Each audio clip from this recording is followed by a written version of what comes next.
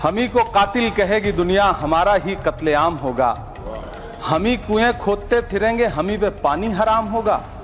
सभापति महोदय, सन 1947 में दिल्ली की जामा मस्जिद की तारीखी सीढ़ियों पर खड़े होकर के भारत रत्न मौलाना अबुल कलाम आजाद साहब ने कहा था कि मुसलमानों कहां जा रहे हो, यह है तुम्हारा मुल्क, यहां तुम्हारे आबाओ अजदाद की कब्रें हैं। उस वक्त मौलाना आजाद की ये सदाएं सुन करके लोगों ने अपने सरों की गठरियां उतार करके रख दी थी। आज उसी दिल्ली में मौजूद देश की संसद में एक बिल आया है जो हमसे उसी जामा मस्जिद की सीढ़ियों के सबूत मांगेगा, जो उन्हीं सीढ़ियों के पास अपनी कब्र में सोए हुए मौलाना आजाद को फिर से कब्र से सदा देनी पड़ेगी कि ये जो कब्र है वो मेरी कब्र है, ये किसी सरकार की जागीर नहीं है। मैं जहां खड़ा हूं इसी संसद भवन के सामने सड़क के उस पार अपनी कब्र में सोए हुए भारत के पूर्व राष्ट्रपति फखरुद्दीन अली अहमद की कब्र है। शायद अब उस कब्र से भी सदाएं आए कि ये कब्र मेरी कब्र है, ये सरकार की जागीर नहीं। सभापति महोदय, मैं वक्फ कानूनों में किए जा रहे संविधान विरोधी बदलावों के खिलाफ बोलने के लिए खड़ा हुआ हूं। संविधान का आर्टिकल 14 हो, 29 हो, 30 हो, चीख चीख कर कहता है कि देश में सब बराबर के हकदार हैं। आर्टिकल 26 कहता है कि सबको अपने अपने मजहबी कामों के लिए मंदिर, मस्जिद, गिरजाघर, गुरुद्वारों का निर्माण करने का हक है और उसका रखरखाव का भी हक है। लेकिन डॉक्टर बाबा साहब अंबेडकर के संविधान को हर दिन कुचलने वाली यह सरकार देश के मुसलमानों से नफरत में इतनी अंधी हो गई है कि खुलेआम देश की संसद में देश सरकार के माइनॉरिटी मिनिस्टर साहब और होम मिनिस्टर साहब झूठ बोलते हैं और देश को गुमराह करते हैं, झूठ शब्द असत्य बोलते हैं। सरकार ने इस बिल का नाम उम्मीद रखा है। मंत्री जी कल से इसे देश के मुसलमानों के लिए नई उम्मीद बता रहे हैं। नहीं मंत्री जी, न तो यह बिल मुसलमानों के लिए नई उम्मीद है और न ही उम्मीद की नई किरण। सभापति महोदय, भाजपा ने पूरे देश में वक्फ के नाम पर कई सारे झूठ फैलाए हैं। आइए आज उनकी सच्चाई पर बात करते हैं। वक्फ ट्रिब्यूनल को ऐसे बताया जाता है जैसे वक्फ ट्रिब्यूनल कोई मजहबी खाप पंचायत हो।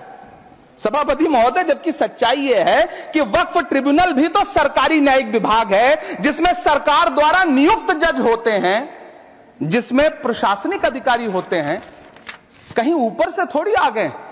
सभापति महोदय, देश के गृह मंत्री जी ने इसी सदन में कहा कि वक्फ ट्रिब्यूनल के फैसले के खिलाफ कोई कोर्ट नहीं जा सकता, जबकि सच यह है कि वक्फ एक्ट 1995 की धारा 83(9) के तहत हाई कोर्ट वक्फ ट्रिब्यूनल के फैसले की न सिर्फ समीक्षा कर सकता है बल्कि उसे बदल भी सकता है। सच तो यह है कि वक्फ बोर्ड खुद अपनी जमीनों के लिए कई सारी कोर्ट में मुकदमे लड़ रहा है। सभापति महोदय, दिल्ली की जिन 123 संपत्तियों को लेकर कल माइनॉरिटी मिनिस्टर, होम मिनिस्टर साहब और अभी आदरणीय नेता सदन बात कर रहे थे, आइए उनकी सच्चाइयों पे भी बात करते हैं। 1911 में जब अंग्रेजी हुकूमत ने कोलकाता के बजाय दिल्ली को राजधानी बनाने का फैसला किया तो रायसीना हिल्स के चारों तरफ जो मुसलमानों की ढेर सारी जमीनें थी उनको एक्वायर किया गया और लुटियन को इसकी तामीर की जिम्मेदारी सौंपी गई। सेंट्रल विस्टा की तरह लुटियन जोन का मेगा प्लान तैयार हुआ, लेकिन उस वक्त के मुसलमानों ने उस वक्त की अंग्रेजी हुकूमत से अपनी इबादत गाहों को बचाने के लिए लड़ाई लड़ी। मामला ब्रिटिश गवर्नमेंट तक पहुंचा। तब यह तय हुआ कि वो जो धार्मिक स्थल हैं उन्हें जस का तस रहने दिया जाएगा।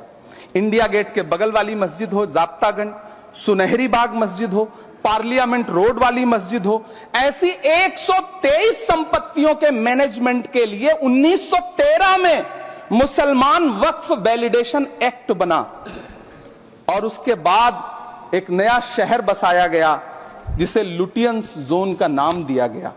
फिर 1943-45 के बीच एक और समझौता हुआ आजादी से पहले उसके तहत काफी सारी वक्फ जायदादों को सुन्नी मजलिस औकाफ बनाकर उसके अंडर किया गया ताकि उसकी देखरेख की जा सके।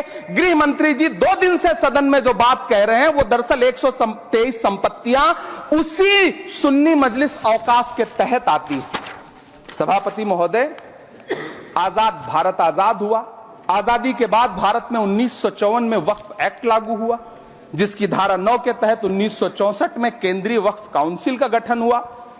दिल्ली की वही 123 प्रॉपर्टीज को 1970 में सर्वे गजट करके गजट नोटिफाई किया गया। इसके निपटारे के लिए पूर्व प्रधानमंत्री इंदिरा जी के द्वारा 1974 में एक बर्नी कमेटी बनाई गई। बर्नी कमेटी ने 1976 में इन 123 संपत्तियों को दिल्ली वक्फ बोर्ड की संपत्ति होने की रिपोर्ट सौंपी। उस रिपोर्ट के आधार पर 1984 में कांग्रेस सरकार ने उन 123 प्रॉपर्टीज को दिल्ली वक्फ बोर्ड को सौंपने का फैसला किया, जिसके खिलाफ विश्व हिंदू परिषद कोर्ट गई। मामला 2011 तक पेंडिंग रहा। फिर 2011 में कोर्ट ने सरकार को आदेशित किया कि इसका निपटारा करो। तब 2013 में तत्कालीन यूपीए सरकार ने दिल्ली की उन्हीं 123 जायदादों को बर्नी कमेटी की सिफारिशों के मुताबिक वक्फ बोर्ड के हवाले किया। यही वो प्रॉपर्टीज हैं जिनके नाम से गृह मंत्री जी कल से कांग्रेस को कोस रहे हैं। फिर आई 2014 में भाजपा की सरकार, जो तब से इन जमीनों को हड़पने की साजिश कर रही है। जिस बिल को मुसलमानों के हुकूक की हिफाजत करने वाला बिल बताया जा रहा है, उसी को पेश करने के लिए और उस पर बात करने के लिए लोकसभा में भाजपा सरकार के पास एक भी मुस्लिम सांसद नहीं है। जिस वक्त, मैं लोकसभा कह रहा हूं, सुना करिए, जिस वक्फ बिल को मुस्लिम महिलाओं को हक दिलाने वाला बताया जा रहा है, उसे संसद में पेश करने वाली पार्टी के पास न तो राज्यसभा में, न लोकसभा में, न देश की किसी विधानसभा में एक भी मुस्लिम महिला सदस्य नहीं। कल किरण रिजिजू जी कह रहे थे कि रेलवे की जमीनें देश की जमीनें हैं, डिफेंस की जमीनें देश की जमीनें हैं। हां मंत्री जी, हैं, बिल्कुल हैं। ये जो वक्फ की जमीनें हैं, ये हमारे पुरखों ने धार्मिक कामों के लिए डोनेट किया है। तो हम भी तो इसी देश के नागरिक हैं, हम भी तो इसी देश के बेटे हैं। तो वक्फ की जमीनें भी तो इसी देश की जमीनें हैं, उनको पराया क्यों बोलते हैं आप? सभापति महोदय, अशफाकुल्लाह खान जब फैजाबाद की जेल में फांसी के फंदे पर झूल रहे थे, तो इसी देश की जमीन के लिए झूल रहे थे ना। सभापति महोदय, अंडमान की जेल में काला पानी की सजा काटकर अपनी जान देने वाले मौलाना फजले हक खैराबादी हो या शेर खान अफरीदी हो, वो भी तो इसी जमीन के लिए अपनी जान दे रहे थे ना। सभापति महोदय, पाकिस्तान के खिलाफ लड़ते हुए अपनी जान देने वाले महावीर चक्र विजेता ब्रिगेडियर उस्मान हो या पाकिस्तान के पैटर्न टैंक उड़ाने वाला परमवीर चक्र विजेता वीर अब्दुल हमीद हो, वो भी तो इसी जमीन के लिए अपनी जान दे रहा था ना। और मंत्री जी, मैं इस सदन में अलल ऐलान ये कहता हूं कि जब भी इस देश की जमीन को लहू की जरूरत होगी, आपसे 2 कदम आगे इमरान खड़ा मिलेगा, ये मैं आपसे यकीन दिलाते हुए कह रहा हूं। सभापति महोदय, मैं सरकार से कहना चाहता हूं, हमसे हमारी इबादत गाहें तो मत छीनिए ना, हमारे घरों पे बुलडोजर तो मत चलाइए ना, हमारी कब्रों में तो हमें सुकून से सोने दीजिए ना। सभापति महोदय, माइनॉरिटी मिनिस्ट्री का बजट कट करके, मुस्लिम बच्चों की स्कॉलरशिप बंद करके अब सरकार कह रही है कि हम वक्फ की आमदनी से गरीब मुसलमानों का भला करेंगे। गुजरात की बेटी बिल्किस के बलात्कारियों की रिहाई के बाद उन्हें माला पहनाने वाली लोगों के नेता ये कह रहे हैं कि यह बिल मुस्लिम महिलाओं को उनका हक दिलाएगा। धन्यवाद मोदी जी, क्या बढ़िया सौगातें मोदी दे रहे हैं आप। पहले हमें गुजराते मोदी दिया, आप सौगातें मोदी दे रहे हैं।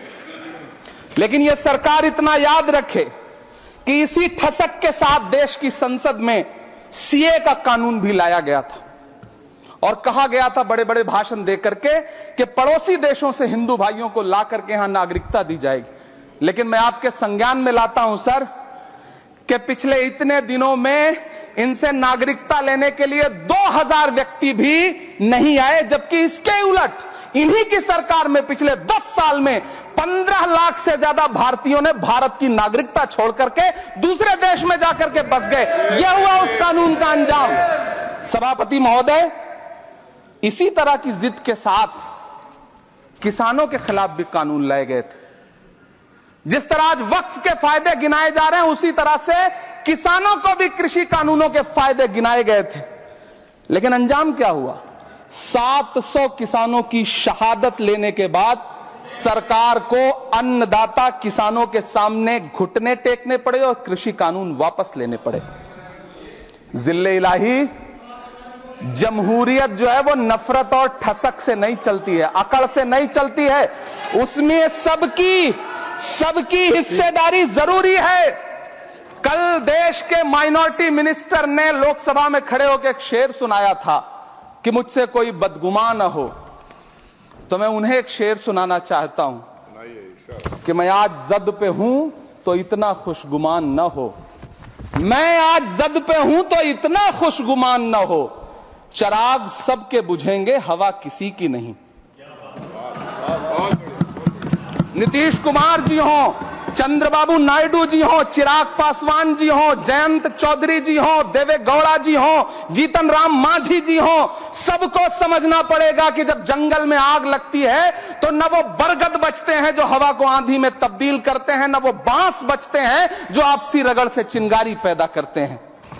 सभापति महोदय, जब देश को मनमोहन सिंह साहब जैसा काबिल प्रधानमंत्री मिलता है तो देश को आरटीआई जैसा एक्ट मिलता है, सेज जैसा एक्ट मिलता है, मनरेगा जैसा एक्ट मिलता है, लिबरलाइजेशन मिलता है, राइट टू एजुकेशन मिलता है, नेशनल फूड सिक्योरिटी एक्ट मिलता है। लेकिन जब देश को सौगातें मोदी मिलती है तो क्या मिलता है? सीए मिलता है, फॉर्म्स लॉ मिलता है, आर्टिकल 370 मिलता है, इलेक्टोरल बॉन्ड जैसा एक्ट मिलता है और वक्फ अमेंडमेंट एक्ट जैसे बिल देश को मिलते हैं। मुझे तो अपने हमवतन भाइयों से पूछना है कि आपको अपने बच्चों की तरक्की, खुशहाली और नौकरी की दरकार है या फिर मुसलमानों की दान की गई जमीनों को लूटकर धन्ना सेठों को देने की साजिश करने वाले कानून की? सभापति महोदय, यह सरकार रात के 3 बजे तक पूरे देश को जगा करके संसद में अपने ही नागरिकों को नीचा दिखाने के लिए वक्फ बिल ला रही थी, तो उधर रात के 1:30 बजे अमेरिका हम पर 26% टैरिफ लगा रहा था। सरकार की प्राथमिकताएं देश को पता। सभापति महोदय, मैं बहुत भावुक हूं आज, और मुझे अच्छा लगा कि आदरणीय नेता सदन जगत प्रकाश नड्डा जी ने बहुत अच्छी बातें भी की, मन से बातें की। क्योंकि उनके नाम में प्रकाश जुड़ा है तो मैं उनमें हमेशा एक रोशनी की किरण देखता हूं। मैं उनके सामने बहुत अदब से यह बात कहना चाहता हूं कि चरागों के सफर में दबदबा हो आंधियों का तो फिर अंजाम जुल्मत के सिवा कुछ भी नहीं होगा। यह दुनिया नफरतों के आखिरी स्टेज पर है, इलाज इसका मोहब्बत के सिवा कुछ भी नहीं होगा। मैं भावुक हूं, मेरी पलकें गीली हैं। अगर देश की एक बहुत बड़ी आबादी को लगता है कि आप उसका भला करने के लिए नहीं बल्कि उनकी इबादतगाहों, उनकी कब्रिस्तानों, उनकी खानकाहों को बर्बाद करने का बिल ला रहे हैं, तो फिर आप अगर समझाने में नाकामयाब रहे हैं तो यह आपकी नाकामयाबी है। पहले समझाइए, उसके बाद कोई बिल लेकर के आइए, तब शायद हम आपका इतनी पुरजोर तरीके से विरोध ना करें। लेकिन सभापति महोदय, मैं अंत में सिर्फ इतना कहना चाहता हूं कि इस बिल में जो भी पॉइंट्स दिए गए हैं, बॉम्सी पोर्टल देख लीजिए, सरकार का झूठ आपको पकड़ में आ जाएगा। हम डरे नहीं हैं, हम सिर्फ सरकार से अपील कर रहे हैं कि हमें अपना समझिए। हम आपके अपने हैं, इस देश के नागरिक हैं और आप ताकत में हैं। संख्या बल के आधार पर बिल हो सकता है आप पास करा ले, लेकिन आपको यह बात समझनी पड़ेगी कि हम तो वो तारीख हैं, जहनों में रहना है जिसे कागजी पुर्जे नहीं जो फाड़ डाले जाएंगे। जिस जमीन पर मैं खड़ा हूं यह मेरी पहचान है। आप आंधी हैं तो क्या मुझको उड़ा ले जाएंगे? आपको यह बात समझनी पड़ेगी। आपको अगर इतना विपक्ष की तरफ से पहले जेपीसी में इतने सारे पॉइंट्स आए और उसके बाद कल से लोकसभा में और राज्यसभा में सुझाव आप सुनने को तैयार नहीं है, लोगों की शंका को दूर करने के बारे में आप बिल्कुल सोच नहीं रहे, बस आप कह रहे हैं यह बिल उम्मीद की नई किरण है। नहीं साहब, इसे भले किरण जी लेके आए हैं, लेकिन ये उम्मीद की नहीं बल्कि नाउम्मीदी की किरण है। और इस देश की एक बहुत बड़ी आबादी इस बात से खदशे में है, शक में है कि आप सीधे उनकी जमीनों को लूट करके धन्ना सेठों को बेचना चाहते हैं। मेरी अब भी आपसे अपील है कि इस बिल को वापस लीजिए। यह बिल कहीं से आपके अपने नागरिकों के लिए अच्छा नहीं है। यह बिल सिर्फ इस देश के मुसलमानों को नीचा दिखाने का और अपने एक ऐसे मतदाता वर्ग को खुश करने का बिल है जिनको इस बिल के पास हो जाने से कुछ मिलेगा भी नहीं, लेकिन आप एक नैरेटिव देना चाहते हैं, एक मैसेज देना चाहते हैं। मेरी आपसे अपील है कि कृपया ये जो सबका साथ सबका विकास का नारा है, इस नारे को रत्ती भर तो चरित्रार्थ कर दीजिए। बहुत बहुत धन्यवाद।